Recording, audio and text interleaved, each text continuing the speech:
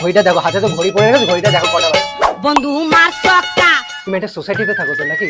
এটা কোনো টাইম হলো বাড়ি আসো? হ্যাঁ, এটা কোনো টাইম হলো? তুমি ঘড়িটা দেখো, ঘড়িটা দেখো, হাতে তো ঘড়ি পড়ে গেছে, ঘড়িটা দেখো কটা বাজে। আমি অফিসে যাই, জব করতে, নাটক করতে যাই না। হ্যাঁ বৌদি, ঘর পোছার নেতাটা কোথায় গো? বাথরুমে আছে, দেখ না গিয়ে।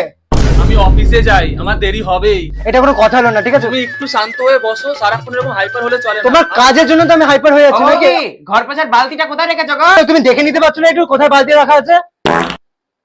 সত্যি সত্যি এটা কাজের লোকও ঠিকভাবে রাখা যায়নি বাড়িতে। তুমি রেখেছিলে। তোমার কথাই তো।